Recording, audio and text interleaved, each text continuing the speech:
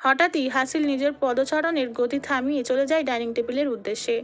হাসিলকে এভাবে যেতে দেখে সুলতানা খান যেন নিজের অবাকতার রেশ কোনো মতেই কাটিয়ে উঠতে পারছে না, কারণ এই প্রথম হাসিল কোনো ব্যাপারে না সম্মতি জানানোর পরও সেটা করছে।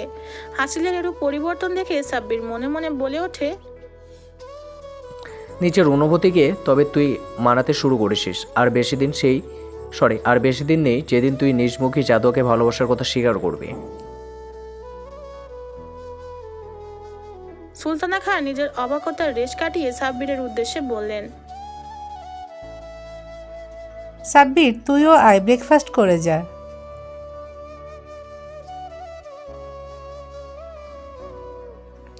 সুলতানা খানের কথায় সায় জানিয়ে সাব্বিরও চলে যায় ডাইনিং টেবিলে। তখনই জাদুয়া নিজ হাতে করে গরম স্যুপের বাটিটি নিয়ে আসতেই নজরে পড়ে হাসিলকে। হাসিলকে দেখা মাত্রই ভয়ে জাদুয়ার হাত কেঁপে ওঠে। হাতের থেকে গরম স্যুপের বাটিটি পড়ে যায় মেঝেতে, কিছুটা তার হাতেও পড়ে, কিন্তু জাদুয়া সেদিকে কোনো ভ্রুক্ষেপ না করে ভয়ে ভয়ে সুলতানা খানের পিছনে গিয়ে কাঁপা কাঁপা হাতে তাকে চেপে ধরে লুকিয়ে পড়ে তার পিছনে। এ সকল ঘটনা তীক্ষ্ণ দৃষ্টিতে পর্যবেক্ষণ করছে হাসিল। জাদুয়ার হাত পুড়ে যাওয়াটা দৃষ্টি এড়ায়নি তার। জাদুয়াকে এভাবে ভয় পেতে দেখে হঠাৎ কেমন সূক্ষ্ম ব্যথার অনুভব হলো হাসিলের বক্ষপিঞ্জরে। আর চোখে জাদুয়াকে একবার পরখ করে চলে যায় হাসিল সেখান থেকে। হাসিলকে যেতে দেখে সাব্বিরও দীর্ঘশ্বাস ছেড়ে চলে যায় হাসিলের পিছু পিছু। সুলতানা খানের শতবার ডাকার পরও একটি বারের জন্য ফিরে আসেনি সে। তখনই জাদুয়া ভয়ে কান্না করে সুলতানা খানকে বলে, সরি নানুমণি, আমার জন্য উনি না খেয়ে চলে গেছেন। বিশ্বাস করো, আমি এরকমটা করতে চাইনি, কেন জানি। জাদুয়াকে কথা সম্পূর্ণ করতে না দিয়ে সুলতানা খান বললেন, চুপ থাক সোনা, এতে তোর কোনো দোষ নেই, নিজেকে দোষ দেওয়া বন্ধ কর। বলেই জাদুয়াকে শক্ত করে জড়িয়ে ধরে মাথায় হাত বুলাতে থাকেন সুলতানা খান।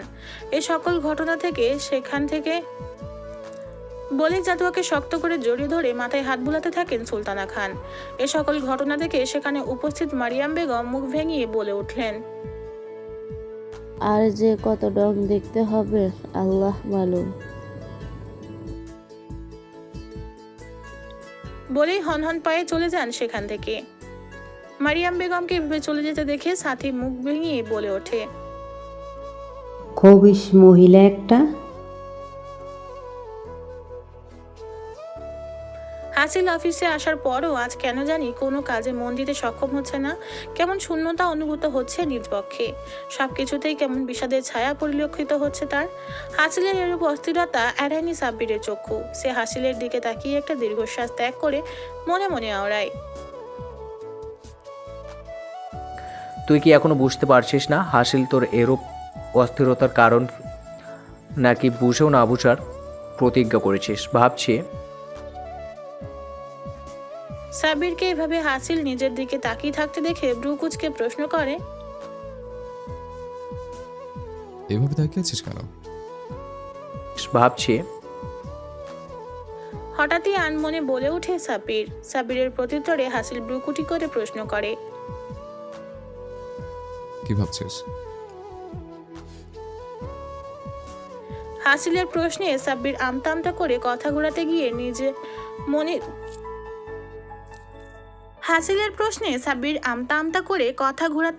নিজ মনে যতটা উল্টাপাল্টা প্রশ্ন আছে তা বলা শুরু করে।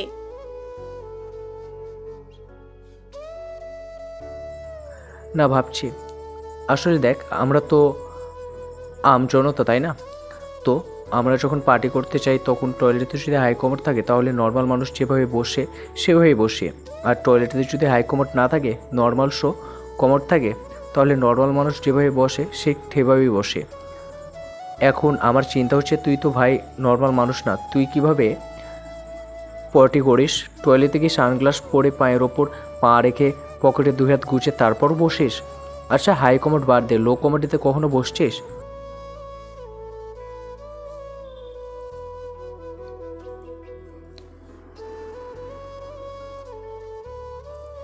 বলে সাব্বির মুখে তর্জনী আঙুল রেখে চিন্তা করতে থাকে লো কোমরে বসলে হাসিলকে কেমন লাগবে। ভেবেই সাব্বির খিলখিলিয়ে হেসে ওঠে। সাব্বিরের প্রশ্নে হাসিল ক্ষিপ্ত হয়ে নিজের ড্রয়ার থেকে রিভলভার বের করে সাব্বিরের দিকে তাক করতেই এক দৌড়ে সাব্বির বের হয়ে যায় হাসিলের কেবিন থেকে। নিজের বুকে হাত দিয়ে সাব্বির বলে ওঠে, যা বাবা, আমি এমন কি জিজ্ঞাসা করলাম যে ও আমার ওপর খেপে গেল? সাব্বির কেবিন হতে বের হওয়ার পর হঠাৎই তার মনে হলো হাসিলের হাতে কিছু একটা বাধা অবস্থায় ছিল, কিন্তু কি সেটা বুঝতে না পেরে বুকে সাহস সঞ্চয় করে আবার নিজ পদচারণ ফেলায় হাসিলের কেবিনের উদ্দেশ্যে। কেবিনে প্রবেশ করতেই হাসিল সাব্বিরকে দেখে ব্রু কুঁচকে প্রশ্ন করলো, আবার নিশ্চয়ই কোনো উদ্ভট প্রশ্ন করতে আসছিস। হাসিলের কথায় সাব্বির হতাশায় নিঃশ্বাস ত্যাগ করে। তোর কাছে আমার সব কথা অদ্ভুত মনে হয় কেন বলতো? আমি তো শুধুমাত্র তোর পটে। সাব্বিরকে কথা সম্পূর্ণ করতে না দিয়ে এই বিষয়ে যদি তুই আর একটা কথা বলিস, বিশ্বাস কর আমি তোকে শুট করে ফেলবো। আচ্ছা আর বলবো না। তোর ডান হাতটা দেখি। হাসিল ব্রুকুটি করে। কেন?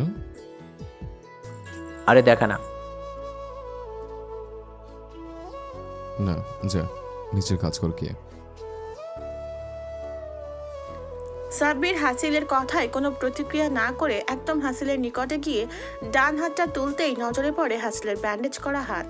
সাব্বির আতকে উঠে প্রশ্ন করল, হাসিল, কি হয়েছে তোর হাতে? কিভাবে কেটেছে? সাব্বিরের প্রশ্নে হাসিল নিজ হাত ঝাপটা মেরে ছাড়িয়ে বলল, কিছু হয়নি, যা নিজের কাজ কর গিয়ে। কিছু হয়নি মানে? দেখেই বোঝা যাচ্ছে অনেক গভীর ক্ষত। সাব্বিরের প্রশ্নে হাসিল বিরক্ত হয়ে বলল, কানের সামনে মহিলা মানুষের মধ্যে ঘ্যান করিস না তো। এক্ষুনি এখান থেকে যা, আর তা না হলে রিভলভার তোর মাথায় উঠতে তোমার ভাববো না। হাসিলের কথায় সাব্বির আফসোস করতে করতে বেরিয়ে যায় কেবিন থেকে। গোধূলি লগ্ন শেষ হতেই হাসিল ফিরে আসে সুলতানা ভিলায়। হাসিলের আগমনে শুনশান নীরবতা ছেয়ে যায় পুরো ড্রয়িং রুম জুড়ে। হাসিলকে দেখার সাথে সাথে জাদুয়া সোহানার পিছনে গিয়ে কাপা কাপা হাতে শক্ত করে ধরে দাঁড়িয়ে থাকে। হাসিল জাদুয়াকে একবার আর চোখে পরখ করে নিয়ে চলে যায় নিজ কক্ষে। নিজ কক্ষে প্রবেশ করে হাসিল দর্পণের সামনে দাঁড়িয়ে চিৎকার করে বলে ওঠে, Why am I having so much trouble seeing fear for me in your eyes? কেন ভয় পাচ্ছিস তুই আমায়? সেদিনের ঘটনার জন্য? যদি তাই হয় তাহলে তোর আমাকে ভয় পাওয়া উচিত, কারণ আবার যদি একই ঘটনা পুনর্ভাব ঘটে তাহলে এর থেকে কঠিন শাস্তি তুই আমার থেকে পাবি। ডিনারের জন্য ডাইনিং টেবিল আজ সকলের উপস্থিতি পরিলক্ষিত, অপেক্ষা শুধু হাসিলের আগমনের। হাসিল আসতেই আয়েশা বেগম সকলকে খাবার সার্ভ করে দিলেন। তখনই সুলতানা খানের দৃষ্টিপাত হলো হাসিলের কাটা হাতের উপর। তিনি চিন্তিত হয়ে আঁতকে উঠে হাসিলের হাতটি ধরেই জিজ্ঞেস করলেন, তোর হাতে কি হয়েছে? সুলতানা খানের প্রশ্নে সকলে হাসিলের দিকে তাকাতেই নয়নে নয়ন মিলল হাসিল জাদুয়ার। সাথে সাথে ভয়ে জাদুয়ার নিচে নামিয়ে ফেললো নিজ আঁখি যুগল। সুলতানা খানের প্রশ্নে হাসিল জাদুয়ার দিকে এক ধ্যানে তাকিয়ে থেকে দায়সারাভাবে প্রত্যুত্তর করলো। হাসিলের প্রত্যুত্তরে সুলতানা খান আফসোসের সহিত বললেন, একটু সাবধানে থাকবি তো। এখন কি করে খাবি তুই? আমি জানি তুই কারো হাতে খাওয়া পছন্দ করিস না, কিন্তু নিজের হাতের এই অবস্থায় কি করে খাবি? তার চেয়ে বরং আমি আজ তোকে খাইয়ে দেই। সুলতানা খানের কথায় জাদুয়া আবারও হাসিলের দিকে তাকাতেই এক ঘটনার পুনরাবৃত্তি ঘটে। সুলতানা খানের কথায় জাদুয়া আবারও হাসিলের দিকে তাকাতেই একই ঘটনার পুনরাবৃত্তি ঘটে, কারণ হাসিল তখনও তাকিয়ে ছিল জাদুয়ার দিকে। তাকিয়ে থেকেই হাসিল সুলতানা খানকে বলল, না দাদি, তার কোনো প্রয়োজন নেই। এইটুকুনি হাত কেটে আমার কিচ্ছু হবে না। যাও তুমি খেতে বসো। হাসিলের কথায় সুলতানা খান আর কোনো প্রত্যুত্তর না করে চলে যায় নিজ স্থানে। তখনই রেদওয়ান খান সকলকে উদ্দেশ্য করে সুলতানা খানকে বললেন, মা, আমার বিজনেস পার্টনার সোহেলের কথা তোমার মনে আছে? রেদওয়ান খানের কথায় সুলতানা খান একটু ভেবে বললেন, হ্যাঁ হ্যাঁ মনে আছে, কিন্তু হঠাৎ ওনার কথা জিজ্ঞেস করছিস কেন? সব কিছু ঠিক আছে? আরে হ্যাঁ মা, সব কিছু ঠিক আছে। উনি ওনার ছেলে রাদীপের জন্য আমাদের সোহানাকে পছন্দ করেছেন। এখন তুমি যদি সায় দাও তাহলে কাল আমি ওনাদের এখানে আসতে বলি। রেদওয়ান খানের কথায় সুলতানা খান একটা মুচকি হাসি দিয়ে বললেন, আমার কথায় সায়না দিয়ে তুই বরং সোহানার কাছে থেকে জেনে নে এই ব্যাপারে ওর কি মত। সুলতানা খানের কথায় জাদুয়া স্নেহা সোহানাকে আলতোভাবে ধাক্কা দিয়ে চোখের ইশারায় কিছু জানতে চায়। সোহানা লাজে লাল হয়ে নিচের দিকে নতজানু হয়ে রয়। রেদওয়ান খান মেয়ের দিকে একবার তাকিয়ে সুলতানা খানের উদ্দেশ্যে বললেন, আমি জানি মা, আমার মেয়ে কখনো আমার কথা দ্বিমত প্রকাশ করবে। রেদওয়ান খানের কথায় সুলতানা খান সায় জানিয়ে বললেন, তাহলে বল সকলকে কাল আসতে।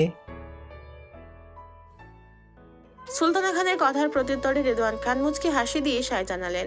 তখনই জাদুয়া স্নেহা ডাইনিং টেবিলেই বসেই খুশিতে সোহানাকে জড়িয়ে ধরে। সকলে ওদের পাগলামি দেখে হেসে ওঠে। হাসিল জাদুয়াকে এভাবে খুশি হতে দেখে জাদুয়ার দিকে তাকিয়ে মনে মনে আওড়ায়, আমাকে দেখলে তো বাংলার বাচ্চার মতো মুখটি করে রাখে, আর এখন দেখো হাসি যেন মুখ থেকে সরছেই না। মনে তো হচ্ছে বিয়েটা ওর নিজেরই। অন্যজনের সাথে জাদুয়ার বিয়ের কথা হাসিলের মস্তিষ্কে সাড়া দিতেই হাত দুটো শক্ত করে মুষ্টিবদ্ধ করে তীক্ষ্ণ দৃষ্টিতে জাদুয়ার দিকে তাকিয়ে থেকে মনে মনে বলে, তুই খুশি হোস বা কষ্ট পাস, তোর বিয়ে আমি কারোর সাথে হতে দেব না। প্রয়োজন হলে তোকে মেরে মাটিতে পুঁতে ফেলবো, কিন্তু অন্য কারো কোনোদিনও হতে দেব না। হঠাৎই হাসিল নিজের করা চিন্তায় অবাক ও বিরক্ত দুটোই হলো। তার মনে এই ধরনের চিন্তার আবির্ভাবের কারণ খুঁজে পেল না সে, তাই নিজের উপর বিরক্ত হয়ে ডাইনিং টেবিল থেকে হনহনিয়ে চলে যায়। হাসিলের চলে যাওয়ার দিকে তাকিয়ে সুলতানা খান বললেন, হাসিল, খাবারটুকু শেষ করে যা। না দাদি, আমার আর খেতে মজা আছে না। বলেই চলে যায় সেখান থেকে। নিদ্রা আল্লাহ প্রদত্ত একটি নিয়ামত, কারণ এই নিদ্রা কারো খুব সহজেই চলে আসে, আবার কারো হাজার চেষ্টায়ও ধরা দেয় না। যেমন গভীর রজনীতে চিন্তাবিহীন নিদ্রার গভীর রাজ্যে পাড়ি জমিয়েছে জাদুয়া, অন্যদিকে কোনো মতেই নিদ্রার আনাগোনা নেই হাসিলের নেত্রে। এই মেয়েটার সাথে দেখা হওয়ার পর থেকে নিদ্রা যেন লুকোচুরি খেলছে হাসিলের সাথে। আজও হাসিল জাদুয়ার কক্ষের দরজার সামনে একটি বার্ন অয়েন্টমেন্ট হাতে দাঁড়িয়ে আছে। দরজার হালকা স্পর্শ করতেই খুলে যায় দরজাটি খুলে যেতে দেখে হাসিল বিড়বিড়িয়ে বলে, বিয়েটা তো বেখেয়ালি কেন, কখনো নিজের দরজা লাগিয়ে ঘুমায় না।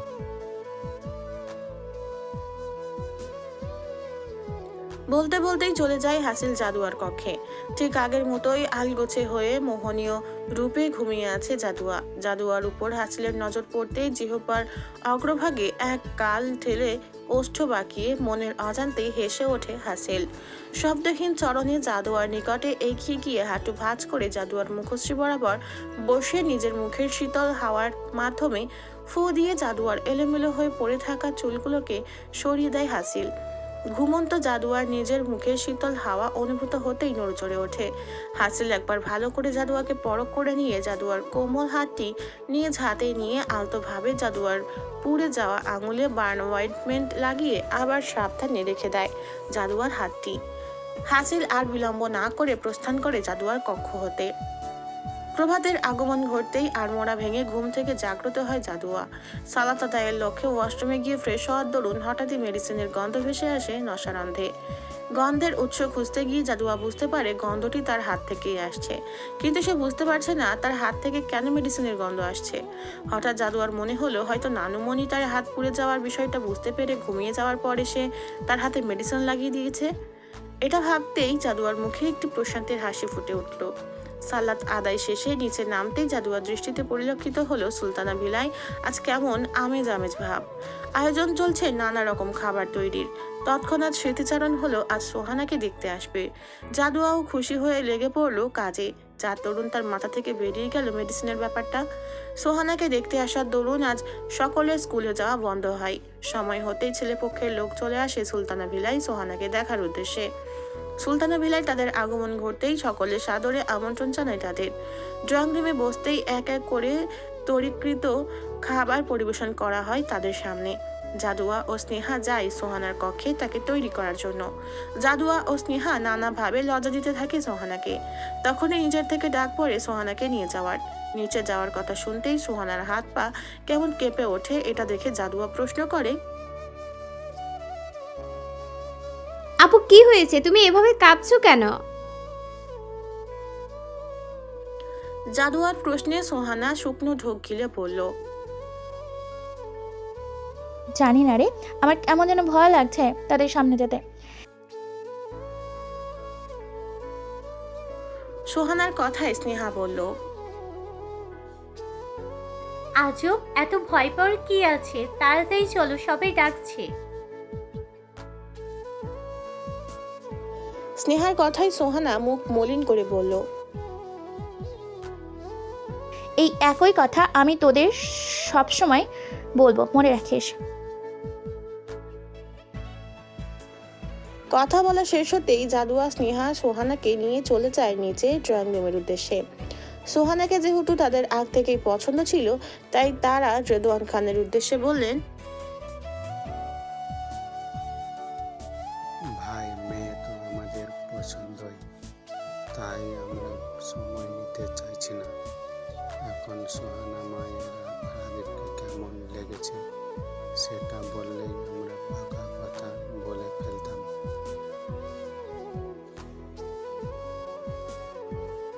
সোহানার সম্মতি পেয়ে সেদিনই রাদিফ সোহানার আংটি বদল করে সোহেল চৌধুরী আগামী শুক্রবার অর্থাৎ আজ থেকে 7 দিন পর আকদের তারিখ নির্ধারণ করে চলে যান নিজেদের গন্তব্যে। এত দ্রুত ঠিক করার কারণ রাদিফের নিজ ব্যবসার কাজে বিদেশ চলে যাওয়া। বিয়ের পরপরই রাদিফ সোহানাকে নিয়ে চলে যাবে বিদেশে। রেদওয়ান খান যেহেতু বিষয়টি সম্পর্কে অবগত, তাই তিনি আর দ্বিমত পোষণ করলেন না। কিন্তু আয়েশা বেগম চিন্তিত হয়ে পড়লেন, এত দ্রুত কিভাবে কি করবেন। আয়েশা বেগমের চিন্তিত মুখ দেখে রেদওয়ান খান আয়েশা বেগমকে আশ্বস্ত করে বললেন, চিন্তা করো না, আমার বড় মেয়ের বিয়ে ইনশাল্লাহ কোনো কিছুতেই কমতি হবে না।